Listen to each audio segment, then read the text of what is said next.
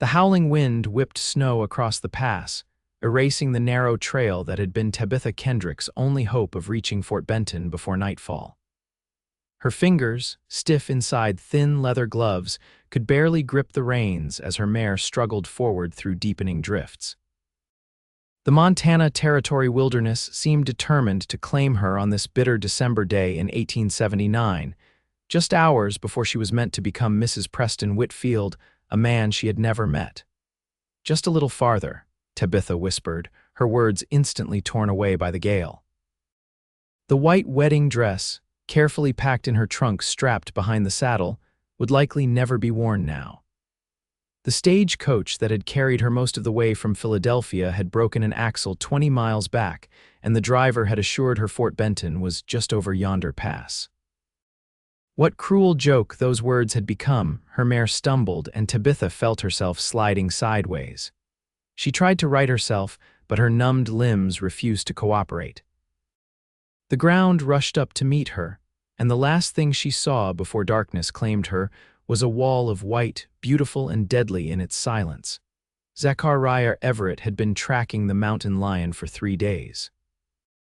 The beast had killed 2 of his calves already, and he couldn't afford to lose more. His small ranch outside Fort Benton wasn't much, but it was his every hard-earned acre. The blizzard had caught him by surprise, though he'd felt the telltale drop in temperature that morning. Now he had abandoned the hunt and was focused solely on reaching shelter before the storm took him. His stallion, Thunder, moved confidently through the growing drifts, head lowered against the wind. Zachariah pulled his buffalo hide coat tighter around his broad shoulders, ice forming in his beard as he squinted against the blinding white. That's when he saw it, a dark shape half buried in snow near the trail's edge. "Whoa," he commanded, reining Thunder to a stop. Years in the West had taught him caution, but something told him to investigate. Sliding from the saddle, he trudged through knee-deep snow toward the shape. It was a horse, collapsed on its side, still breathing but weakly. And beside it, Zachariah's heart lurched, a human form nearly covered by the rapidly accumulating snow. He knelt, brushing away the white powder to reveal a woman's face, pale as death itself but undeniably beautiful. Dark lashes rested against alabaster cheeks, lips tinged blue from cold. "Miss." He called, tapping her face gently. No response.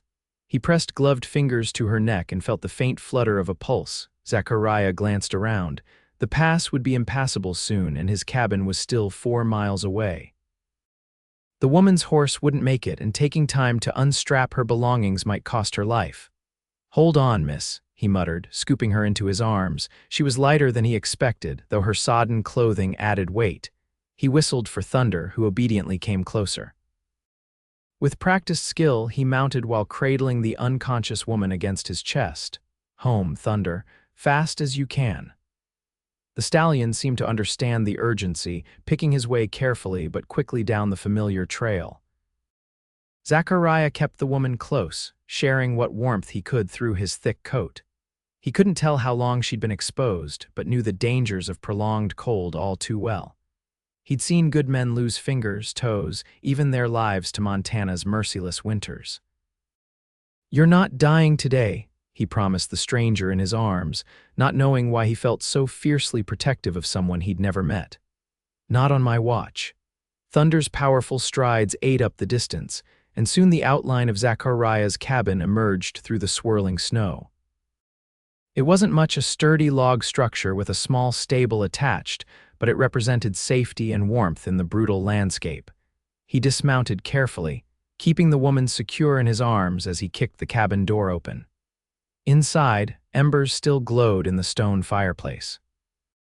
He laid her gently on his bed, a simple frame with a straw-filled mattress covered in wool blankets, and quickly built up the fire. In the growing light, he could see her more clearly.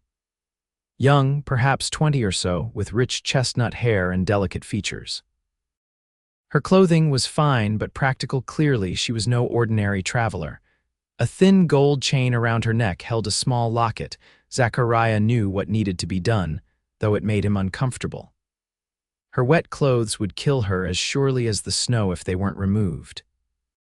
He'd spent 10 years on his own after coming west at 18, building his small ranch and keeping to himself. He could count on one hand the number of times he'd been this close to a proper lady. "Forgive me, miss," he murmured as he began removing her outer garments. He worked efficiently, clinically, covering her with blankets as soon as possible. Her skin was ice cold, her breathing shallow. Once he had her bundled in every blanket he owned, he set water to boil and prepared hot bricks wrapped in cloth to place around her. As night fell in earnest, the storm's fury increased, howling around the cabin's sturdy walls. Zachariah sat beside the bed, periodically checking his unexpected guest's pulse and breathing. Gradually, color began returning to her cheeks and her breathing deepened. It was past midnight when her eyelids finally fluttered open, revealing eyes the color of summer sky. She stared at him uncomprehendingly for a moment, then gasped, trying to sit up. "Easy there," Zachariah said, his deep voice gentle. "You're safe. The blizzard caught you in the pass." "My horse," she whispered, her voice raspy. "I couldn't bring it. I'm sorry." Tears welled in her eyes, but she blinked them away. "My trunk. Everything I own was with that horse. I'll try to find it when the storm breaks," he promised. "But right now, you need to focus on getting warm." "What's your name?" She hesitated, studying him. He knew what she saw: a tall, broad-shouldered man of 28 with sun-weathered skin, dark hair that needed cutting, and a neatly trimmed beard. Not exactly the sort of gentleman a lady would feel comfortable being alone with. "Tabitha," she finally said. "Tabitha Kendrick." "Zachariah Everett," he replied with a slight nod. "This is my ranch. You're about 4 miles outside of Fort Benton." Her eyes widened. "Fort Benton, then I almost made it." A fit of coughing overtook her, and he quickly poured a cup of hot tea he'd prepared with pine needles and honey. "Drink this," he instructed, helping her sit up enough to sip. "It'll help your throat and warm you from inside." She accepted the cup with trembling hands. "Thank you for saving my life, Mr. Everett." "Zach," he corrected, "and anyone would have done the same." "Not anyone," she said softly, taking a cautious sip. "I was supposed to reach Fort Benton today. I was to be married." Something tightened in Zachariah's chest. Of course she was spoken for. A woman like her wouldn't travel all this way otherwise. "Your intended must be worried sick," he said, moving to add another log to the fire. "Once the storm passes, I'll get you to town." Tabitha looked down at the steaming cup in her hands. "He's never met me." "It's an arranged marriage. My father made the arrangements before he died last spring." Her voice was matter-of-fact, but Zachariah caught the undercurrent of resignation. "That still happens back east?" he asked, surprised. A small, sad smile crossed her lips. "When your father leaves debts and your only living relative is an aunt who can barely feed herself." "Yes, it happens. Mr. Whitfield wrote that he needed a wife to help establish his mercantile as respectable. He paid my passage in exchange for my hand." Zachariah frowned. "Preston Whitfield." "The new shopkeeper?" She nodded. "You know him." He chose his words carefully. "We've crossed paths. Fort Benton's not that big." He didn't mention that Whitfield had already earned a reputation for sharp dealing and that his previous housekeeper had left town under mysterious circumstances. Some things a woman in her position didn't need to hear. "What about you?" Tabitha asked, clearly wanting to change the subject. "Is Mrs. Everett away visiting?" He shook his head. "No, Mrs. Everett never has been. It's just me and about 60 head of cattle." He gestured to the modest cabin. "Not much to look at, but it's mine, free and clear." Tabitha's gaze traveled around the single room with its stone fireplace, rough-hewn table and chairs, and shelves stocked with surprisingly neat rows of supplies. "It feels like a home," she said simply. Those 5 words affected Zachariah more than he cared to admit. He'd built this place with his own hands, but he'd never thought of it as particularly homelike. "You should rest," he said, suddenly uncomfortable with her scrutiny. "The storm might last a couple of days. You need to regain your strength." "Where will you sleep?" she asked, noticing for the first time that she occupied the cabin's only bed. "I've got my bedroll," he answered, nodding toward the bearskin rug before the fireplace. "Slept on worse during cattle drives." Tabitha wanted to protest, but exhaustion was rapidly claiming her again. Her eyelids grew heavy and she struggled to keep them open. Rest, Zachariah repeated, taking the empty cup from her hands. You're safe here. As she drifted off to sleep, Tabitha wondered at the strange comfort she found in those words spoken by a man she'd just met. Somehow she believed him completely. The blizzard raged for 3 days. During that time, Zachariah tended to Tabitha with surprising gentleness, bringing her hot broth and tea, stoking the fire to keep the cabin warm, and venturing out only to care for Thunder and his cattle in the nearby shelter. He fashioned a privacy screen from a blanket hung on a rope when necessary, and slept on the floor without complaint. By the second day, Tabitha was strong enough to sit up and even walk a little. She insisted on helping prepare their simple meals, and Zachariah discovered she was handy with the few spices he kept, transforming his plain beans and bacon into something unexpectedly flavorful. They talked as they worked. He told her about coming west after his parents died in a fire, about working cattle drives until he saved enough for his own small spread. She shared stories of growing up in Philadelphia, of her father's failed business ventures and her mother's death from fever when Tabitha was 16. I taught piano to support us after father's business collapsed, she explained as she stirred a pot of stew. But when he died, the creditors took everything, including the piano. Aunt Martha couldn't take me in permanently. When Mr. Whitfield's offer came through a mutual acquaintance, it seemed like providence. Zachariah watched her capable hands work. You've never seen his likeness, exchanged letters, she shook her head. Just the business arrangement through the lawyer. I know he's 45 and a widower. His first wife died of cholera 5 years ago. No children. Her voice was steady, but her eyes betrayed her uncertainty. He wanted to tell her about Whitfield's reputation, but held his tongue. Who was he to interfere? Besides, Whitfield was financially secure and connected to the town's elite. He could provide for her in ways Zachariah couldn't. On the third morning, Tabitha awoke to sunshine streaming through the cabin's single window. The storm had broken during the night, leaving a pristine white landscape that glittered like diamonds under the clear sky. I should check if the pass is navigable, Zachariah said after breakfast. Maybe we can recover your belongings. Tabitha's face brightened. My wedding dress is in that trunk and my mother's Bible. She hesitated, but it's probably buried deep by now. Only one way to find out. He pulled on his heavy coat and gloves. I won't be long, don't open the door to anyone but me, she smiled at that. I don't think there's much risk of visitors after that storm. You'd be surprised, some unsavory types use bad weather as opportunity. His expression was serious. Promise me. I promise, she said, touched by his concern. Zachariah rode out, following their trail from 3 days earlier, now almost completely obscured by fresh snow. Thunder struggled through drifts that sometimes reached his chest, but the stallion was strong and determined.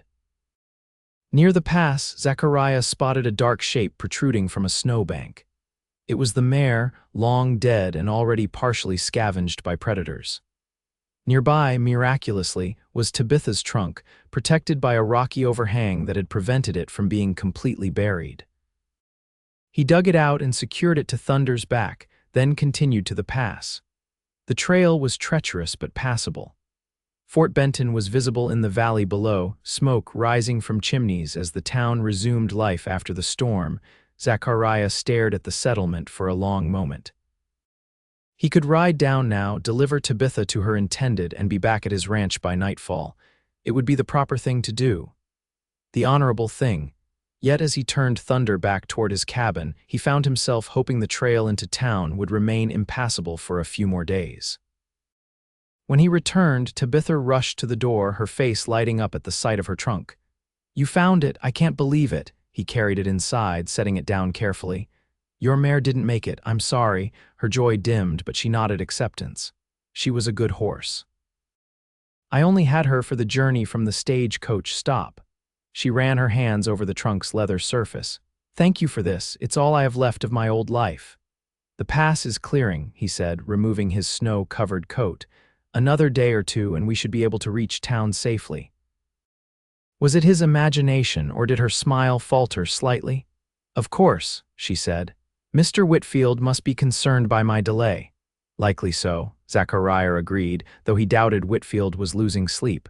The man's first concern would be the money he'd spent on Tabitha's passage. She opened the trunk and carefully removed a white gown wrapped in tissue paper. At least this is safe. It would have been mortifying to meet my future husband without proper attire.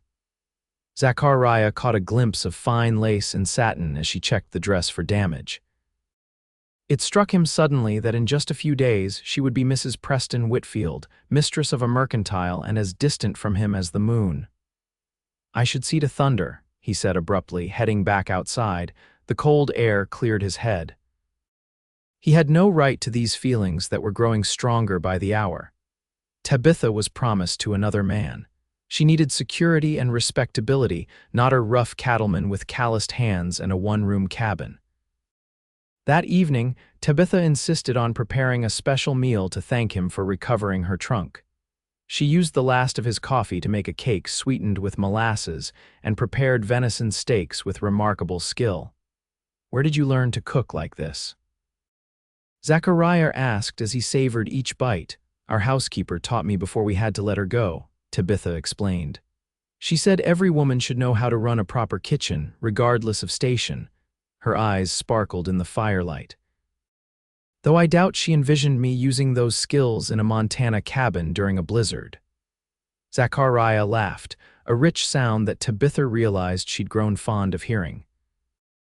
In the 4 days they'd spent together, she'd seen beyond the rugged exterior to the man beneath intelligent, kind, and possessed of an unexpected gentleness that contradicted his powerful build.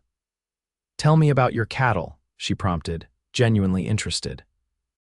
His face came alive as he described his small herd, his breeding plans, his hopes to expand the operation.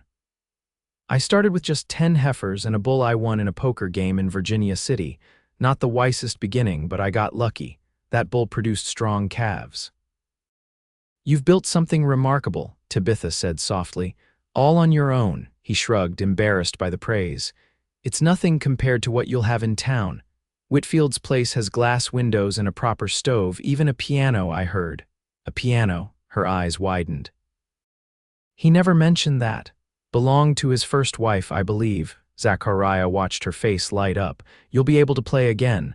Tabitha's expression grew thoughtful. "Yes, that would be nice," but the enthusiasm he expected didn't materialize. Later, as they prepared for sleep, Tabitha sat on the edge of the bed, brushing her long chestnut hair with a silver-handled brush from her trunk. The firelight caught the rippling strands, turning them to living flame. "Zach," she said softly, "may I ask you something personal?" He looked up from where he was arranging his bedroll. "Of course. Why have you never married? You're—" She hesitated, searching for words, kind and capable. "Surely there have been opportunities." He was silent for so long that she thought he might not answer. When he did, his voice was low and reflective. "There was someone once. Sarah was her name. We were to be married back in Ohio before I came west." He stared into the fire. "Her family lost everything in a banking collapse. Another suitor with means appeared, and she chose security over love. Can't blame her for it." "I'm sorry," Tabitha said gently. His eyes met hers, dark and intent. "After that, I decided to make my own way without entanglements. Been simpler that way." "And now, are you lonely?" The directness of her question startled him. "Wasn't until recently," he admitted, then quickly added, "Time to turn in." "Morning comes early on a ranch." Tabitha nodded, setting her brush aside. But as she slipped under the blankets, she found herself wondering about the life she was heading toward versus the one she was leaving behind in this cabin. For the first time since leaving Philadelphia, she allowed herself to question whether she was making the right choice. The next morning dawned clear and considerably warmer. Zachariah announced that the trail to Fort Benton would definitely be passable. "We should leave after breakfast," he said, not meeting her eyes.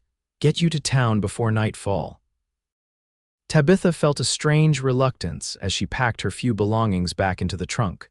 4 days ago, reaching Fort Benton had been her only goal. Now, she dreaded leaving the simple cabin that had become an unexpected sanctuary. After a quiet breakfast, Zachariah saddled Thunder and secured Tabitha's trunk behind the saddle. She emerged from the cabin wearing her best traveling dress, a dark blue wool that complemented her eyes with a borrowed shawl wrapped around her shoulders. "I'll return this as soon as I can," she said, touching the soft wool. He waved away her concern. "Keep it, gets cold in town too." The ride to Fort Benton was largely silent. Tabitha sat in front of Zachariah, hyper-aware of his strong arm around her waist to keep her secure on Thunder's broad back. The landscape was breathtaking, vast white plains giving way to rolling hills, with mountains etched against the brilliant blue sky. In other circumstances, she might have found it exhilarating. As they crested a rise, Fort Benton came into view. Nestled along the Missouri River, it was larger than Tabitha had expected, with substantial brick buildings alongside wooden structures that spoke of the town's growing prosperity. "That's Whitfield's store," Zachariah said, pointing to a two-story building on the main street. "Living quarters are upstairs." Tabitha nodded, her stomach tight with anxiety. Soon she would meet the man who would be her husband, begin her new life as a shopkeeper's wife. It was what she had traveled 2,000 miles to do, so why did it suddenly feel like the worst mistake of her life? They rode down the main street, attracting curious glances from townspeople clearing snow from boardwalks and doorways. Zachariah stopped Thunder in front of the mercantile, its windows displaying everything from tools to fabrics to preserved foods. "Here we are," he said quietly. Tabitha couldn't move. The door to the mercantile opened, and a portly man with thinning hair and expensive clothes stepped out, squinting at them. "Everett, what brings you to town?" His gaze shifted to Tabitha, confusion evident on his florid face. Zachariah helped Tabitha dismount. "Mr. Whitfield, may I present Miss Tabitha Kendrick?" Whitfield's expression transformed from confusion to calculation in an instant. "Miss Kendrick, we had given up hope. The stage arrived days ago without you." "Miss Kendrick was caught in the blizzard," Zachariah explained. "I found her in the pass and brought her to my ranch until the weather cleared." Whitfield's eyes narrowed slightly, looking from Zachariah to Tabitha.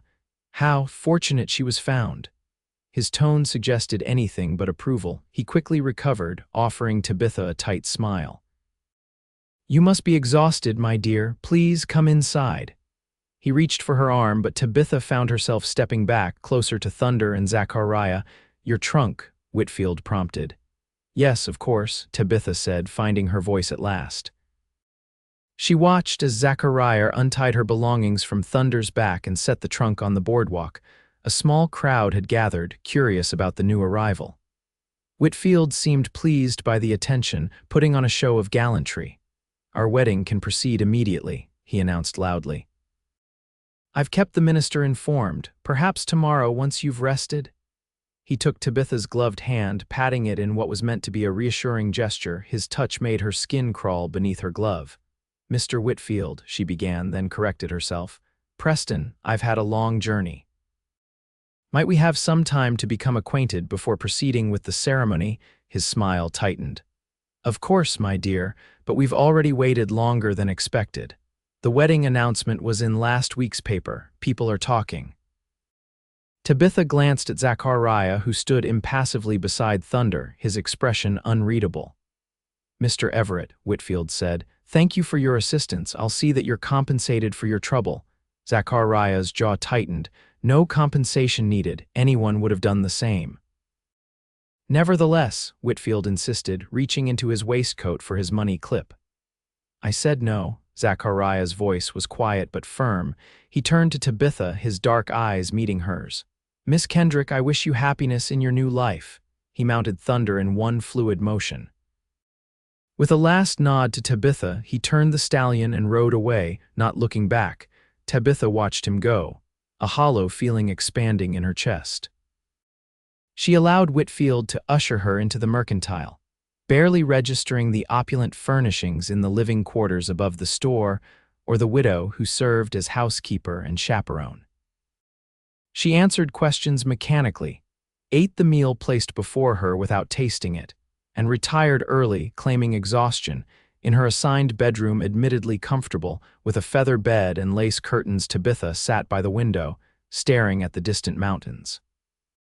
Somewhere in that wilderness was a small cabin where, for 4 days, she had felt more at home than anywhere since childhood.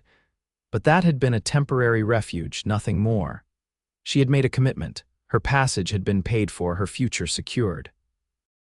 This was the sensible path, the only path available to a woman in her position. Yet as she prepared for bed, Tabitha couldn't stop her thoughts from returning to Zachariah, his quiet strength, his integrity, the way his rare smile transformed his serious face. She had known him less than a week, yet somehow felt she understood him better than the man she was to marry. "Don't be a fool," she whispered to herself. "This is your only chance for security." But as she drifted into uneasy sleep, she wondered if security was worth the cost of the growing emptiness inside her. The next morning brought a flurry of activity. Word had spread of her arrival, and several prominent ladies of Fort Benton came to call, barely disguising their curiosity about the Eastern bride. Whitfield hovered constantly, showing off his mercantile, introducing her to important customers, making decisions without consulting her. "The wedding will be Saturday," he announced over lunch. "Just 3 days from now, nothing elaborate, I'm a practical man, as you'll learn." Tabitha set down her fork. "Preston, don't you think we should take more time to know each other?" He chuckled indulgently. "My dear, marriage is when you truly get to know someone. Besides, your presence here unchaperoned is already causing talk. Best to make it official quickly." That evening, as Tabitha helped the housekeeper, Mrs. Finch, with dinner preparations, the older woman gave her a sympathetic look. "He's not a bad man," Mrs. Finch said quietly, "just set in his ways. The first Mrs. Whitfield learned to manage him well enough." "Did you know her?" Tabitha asked. Mrs. Finch nodded. "Eleanor was a strong woman, had to be. Mr. Whitfield is particular about how things are done." A chill ran through Tabitha. "What happened to her, really?" "I was told cholera." Mrs. Finch's expression closed. "That's what the doctor wrote on the certificate." She turned back to the stove, effectively ending the conversation. That night, Tabitha lay awake, doubt gnawing at her. Every interaction with Preston Whitfield revealed a controlling, calculating nature beneath the veneer of respectability. The way the townspeople deferred to him seemed born more of fear than respect. She thought of Zachariah, of how the ranch hands they'd passed on their way to town had greeted him with genuine warmth. She remembered the gentle way he'd tended her when she was ill, his respect for her privacy, his refusal of Whitfield's money. By morning, Tabitha had made her decision. She waited until Whitfield left for the bank, then approached Mrs. Finch. "I need to send a message," she said. "Can you help me?" The housekeeper studied her for a long moment, then nodded. "Tommy Jenkins runs errands, reliable boy, keeps his mouth shut. Who's the message for?" "Zachariah Everett." Understanding dawned in Mrs. Finch's eyes. "I thought as much. Wait here." She returned with a 12-year-old boy who looked at Tabitha with undisguised curiosity. "Tommy, this needs to reach Mr. Everett's ranch today," Tabitha explained, handing him a folded note. "Can you do that?" "Yes," the boy said, pocketing the paper. "My pa's heading that direction to deliver supplies." "There's a silver dollar if you bring me an answer before sundown," Tabitha added. Tommy's eyes widened. "Yes," he exclaimed, dashing off. The hours crawled by. Whitfield returned, taking Tabitha to the church to discuss wedding arrangements with the minister. She nodded and smiled in all the right places while her mind raced with alternatives and fears. What if Zachariah didn't answer? What if he refused her request? What if she was trading one uncertain future for another even less secure? They returned to the mercantile late in the afternoon. Whitfield had business in his office, leaving Tabitha momentarily alone. She was arranging flowers in the sitting room when she heard a soft knock at the back door. "Mrs. Finch answered it, then hurriedly ushered Tommy inside. "He gave me this," the boy said, handing Tabitha a folded paper. "Said to tell you yes." Relief flooded through her. She gave Tommy the promised coin plus another for good measure. "Thank you. Now, not a word to anyone, remember." "No, madam," Tommy assured her, pocketing the money and slipping back out the door. Tabitha unfolded the note, recognizing Zachariah's bold, clear handwriting. "Midnight. Back door. Be ready." She quickly burned the note in a candle flame, watching the paper curl and blacken. The die was cast. Dinner that evening was an agony of pretense. Whitfield droned on about the wedding, about how Tabitha would manage the household accounts while he handled the business, about the children they would have. She nodded at appropriate intervals, all while her heart pounded with the knowledge of what she planned to do. When she excused herself early, claiming a headache, Whitfield seemed almost relieved. "Rest, my dear. Tomorrow we pick out your wedding ring."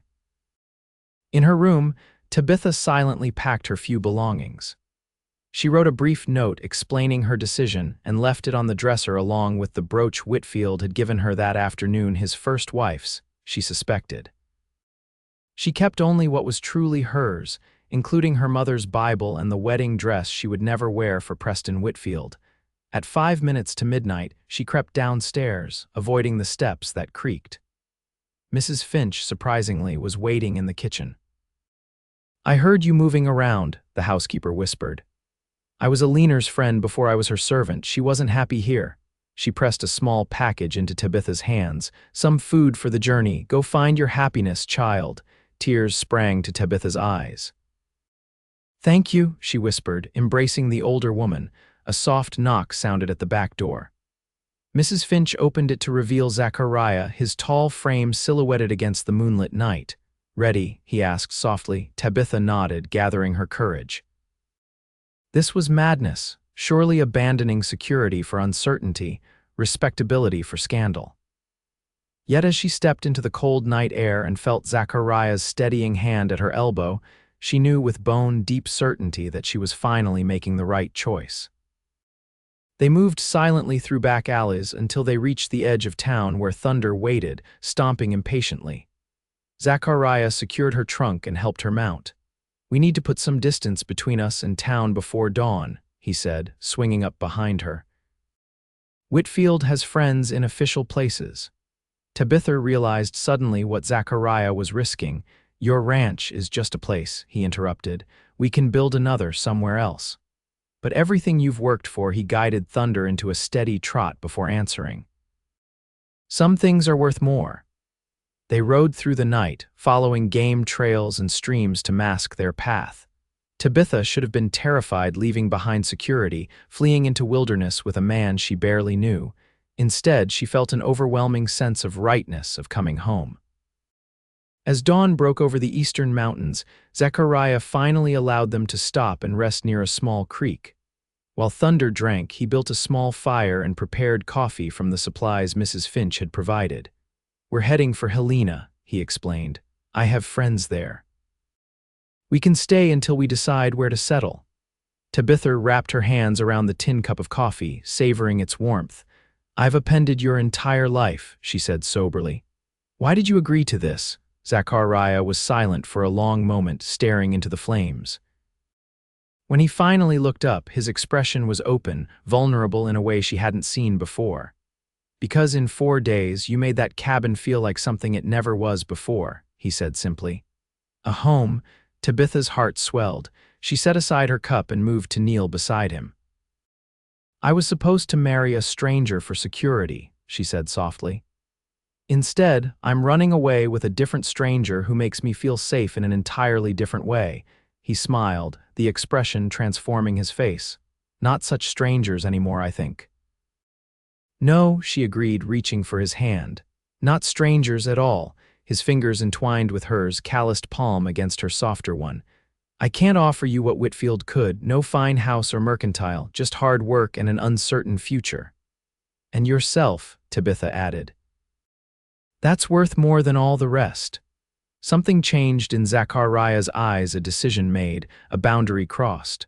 Slowly, giving her every chance to pull away, he leaned forward and kissed her. It was gentle, questioning, but Tabitha responded with unexpected certainty, her free hand coming up to rest against his cheek. When they parted, she smiled. "I think we should head for Helena now, Mr. Everett. And then," he asked, helping her to her feet, "and then we find our own place. Build something that's ours from the beginning." They traveled for 5 days, avoiding main roads and settlements, camping under the stars or finding shelter in abandoned line shacks.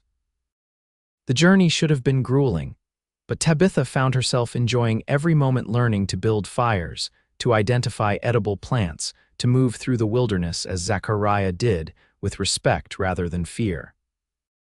In Helena, they stayed with Zachariah's friend Daniel Cooper, a former cattle drive partner who had become a blacksmith. His wife Sarah welcomed Tabitha warmly, asking no questions about their sudden appearance. "You need to make this official," Daniel advised over dinner their second night. "Whitfield's not the type to accept defeat graciously. I heard he's offering a reward for information." Zachariah looked at Tabitha. "He's right. We should marry if you're certain." "I've never been more certain of anything," she replied without hesitation. They were married the next day in Daniel's parlor, with Sarah and the local minister as witnesses.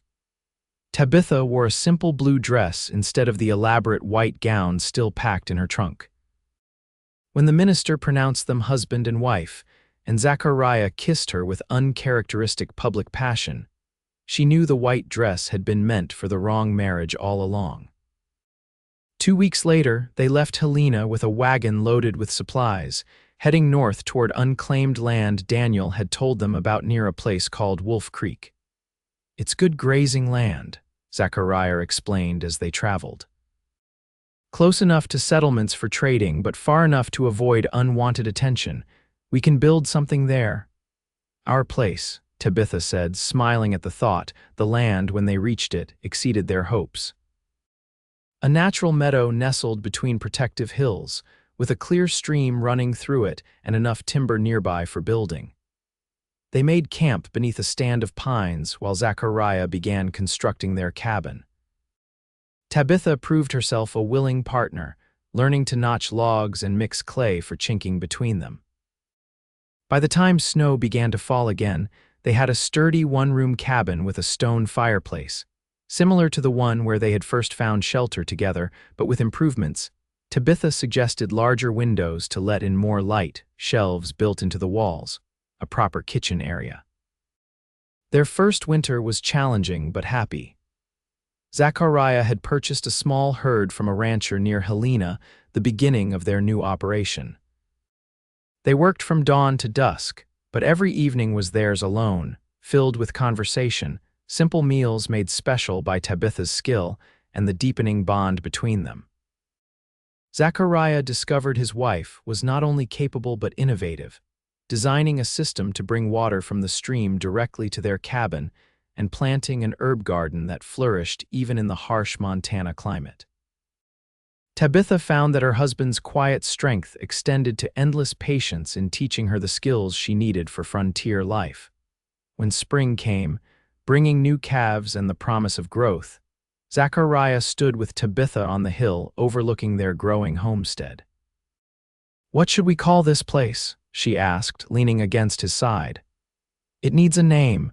He considered for a moment, remembering the blizzard that had nearly taken her life but had instead given him the greatest gift he'd ever received. "Forever," he said finally. "Because that's what I found when I carried you home that day." Tabitha smiled, understanding completely. "Forever Ranch," she agreed. "It's perfect." By the following winter, word reached them that Preston Whitfield had left Fort Benton after his business failed, reportedly heading to California to seek his fortune. The scandal of Tabitha's flight had faded, replaced by newer gossip. "Do you ever regret it?" Zachariah asked one evening as they sat before their fire, his hand resting on the gentle swell of Tabitha's belly where their first child grew. "Choosing this life instead of the security he offered," she covered his hand with hers. "Security isn't just about money or position," she said softly. "It's knowing that whatever storms come, you won't face them alone." She leaned up to kiss him. "I've never felt more secure than I do right here." 5 years passed, and Forever Ranch prospered. The one-room cabin expanded to a proper house as their family grew, first with Thomas, born during a spring thunderstorm, and then with Emma, who arrived on a perfect summer evening 2 years later. The valley that had once held only their solitary cabin now boasted a small barn, corrals, a chicken coop, and a thriving garden. Their cattle herd numbered over 200, with a reputation for quality that brought buyers from as far as Cheyenne. On the 5th anniversary of the day Zachariah had found Tabitha in the pass, they stood together on their porch, watching their children play in the yard. "I got you something," he said, handing her a small package. Tabitha unwrapped it carefully to reveal a finely crafted wooden music box. When she opened it, the sweet notes of Beautiful Dreamer filled the air. "It's not a piano," Zachariah said apologetically, "but I've been saving to get you a real one. Daniel says they can ship it up from Helena next spring."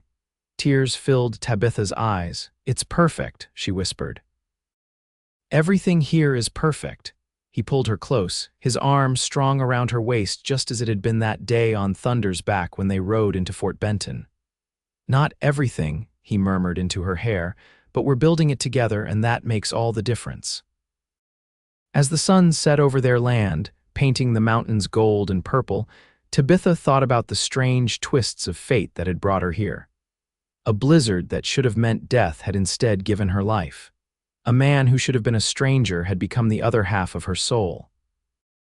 A place that should have been temporary shelter had become the home she'd always longed for. Forever Ranch continued to grow as the years passed. By their 10th anniversary, it had become one of the most respected small ranches in the territory. Tabitha's piano, finally delivered after years of saving, stood proudly in their expanded parlor, filling their home with music in the evenings. Their children thrived in the freedom of ranch life. Thomas, now 9, showed his father's affinity for horses and cattle. 7-year-old Emma had her mother's quick mind and artistic touch. And little James, just turning 3, combined both parents' stubbornness with a sunny disposition that charmed everyone he met. On a crisp autumn morning of their 15th year at Forever Ranch, Tabitha found Zachariah standing on the hill where they had named their home. His hair now showed threads of silver at the temples, and lines of experience marked his face, but his eyes were as clear and direct as the day he'd found her in the snow. "Remembering something?" she asked, slipping her hand into his. He nodded. "Thinking about that blizzard. How close I came to riding past without seeing you." His fingers tightened around hers. "One decision changed everything, for both of us," Tabitha said softly. At 40, she retained the beauty that had first caught his attention, enhanced now by the confidence and contentment of a life well lived. They stood in comfortable silence, surveying the ranch that had grown beyond their early dreams. The main house gleamed with fresh paint, surrounded by outbuildings and corrals where ranch hands they employed 6 now worked with the expanded herd. A small schoolhouse stood near the creek, built 2 years earlier when neighboring ranches brought the number of children in the area to 15. "Did I ever tell you," Zachariah said, "that the moment I knew I loved you was when you burned that breakfast bacon our 3rd morning in the cabin? You were so determined to get it right, but so completely incapable." Tabitha laughed. "And now I can cook anything over an open fire." "Life's funny that way," he mused. "The things we think we need aren't always what truly matters." She leaned her head against his shoulder. "I thought I needed security, you thought you needed solitude. And all we really needed was each other," he finished. As they walked back toward the house hand in hand, Tabitha reflected on the title deed framed on their parlor wall, the official document naming their property, Forever Ranch. The name had proven prophetic in ways they couldn't have imagined when they chose it. Forever wasn't just a place. It was what they had built together, storm by storm, season by season, choice by choice. It was the life they had carved from wilderness and hardship, the family they had created, the love that had begun in the most unexpected circumstances and grown stronger with each passing year. The legacy of Forever Ranch would continue long after them, she knew, through their children and their children's children. But its true foundation would always be that fateful blizzard, and the moment when a cowboy carried a bride to be home to a place that would become their forever.